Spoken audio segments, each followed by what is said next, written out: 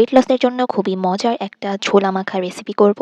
একদম চটপাটা একটা টেস্ট, খুবই টেস্টি আর অনেক হেলদি। আর এটা কিন্তু আমাদের ওয়েট লস করতেও হেল্প করবে। তো চলো রেসিপিটা শুরু করে দেওয়া যাক। এখানে আমি শসা, টমেটো সবকিছু নিয়ে নিয়েছি। তো এখানে আমি শসা, টমেটো, পেঁয়াজ, ধনিয়া পাতা কুচি, কাঁচামরিচ কুচি, লেবু কুচি সবকিছু একদম সুন্দর মতো করে রেখেছি। এরপর নিয়ে নিলাম একটা বাটিতে তেঁতুল, তার মধ্যে দিয়ে দিলাম সামান্য পরিমাণে পিঙ্ক সল্ট, তারপর দিয়ে দিলাম পানি, আর তারপর দিয়ে দিলাম সামান্য ধনিয়া গুঁড়া আর জিরা গুঁড়া। তারপর হচ্ছে আমি এটাকে একদম ভালো করে টাইম নিয়ে এটাকে মেখে একদম তেঁতুলের যে কাঠ থাকে সেটা আলাদা করে নিলাম। তারপর এটাকে খুব ভালোভাবে চিপে নিলাম। তারপর আমি একটা বাটিতে নিয়ে নিলাম শসা কুচি, তার ভেতরে দিয়ে দিলাম টমেটো কুচি, তারপর দিয়ে দিলাম পেঁয়াজ কুচি, তারপর দিয়ে দিলাম পাতলা পাতলা ছোট ছোট করে কেটে রাখা লেবু কুচি, তারপর দিয়ে দিলাম ধনিয়া পাতা আর কাঁচামরিচ কুচি, আর তারপর দিয়ে দিলাম অল্প পরিমাণে সরিষার তেল। এখানে আমি যা যা ইউজ করেছি সবগুলো ইউজ করার চেষ্টা করবে। স্পেশালি লেবু কুচিটা তো অবশ্যই ইউজ করবে, তাহলে অনেক বেটার একটা টেস্ট আসবে। সবকিছু দিয়ে আমি এই সালাদটাকে একদম ভালোভাবে চটকে চটকে মেখে নিচ্ছি, যেন প্রতিটা ফ্লেভার একদম সুন্দরভাবে মিক্স হয়ে যায়। এরপর আমি এখানে 1 কাপ মতো ছোলা দিয়ে দিয়েছি। তোমরা চাইলে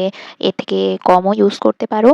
তো এটা কিন্তু হচ্ছে সিদ্ধ ছোলা। এরপর ছোলাটা দিয়ে আমি আবার ভালো মতো মেখে নিচ্ছি। এ পর্যায়ে যদি তোমাদের লবণ লাগে তাহলে তোমরা লবণ দিতে পারো। তো আমি চেক করে দেখলাম যে লবণটা একটু কম হয়েছে, তাই আমি আবারও অল্প একটু লবণ দিয়ে দিলাম। তারপর দিয়ে দিলাম তেঁতুলের যেই সসটা করে রেখেছিলাম সেটা দিয়ে আবার একটু টাইম নিয়ে ভালো মতো মেখে নিলাম। কিন্তু আমাদের ওয়েট লস করতে অনেক হেল্প করবে। আর এটা কিন্তু আমি ডিনারে খেয়েছিলাম। আমার ডিনারে তেমন কিছু বানিয়ে খেতে ইচ্ছা করছিল না, তাই ভাবলাম যে এটা বানিয়ে খাই। ভীষণ ভালো লাগে এই সালাদটা। আর ছোলাতে কিন্তু প্রোটিন রয়েছে যা আমাদের পেট অনেকক্ষণ ভরা রাখে।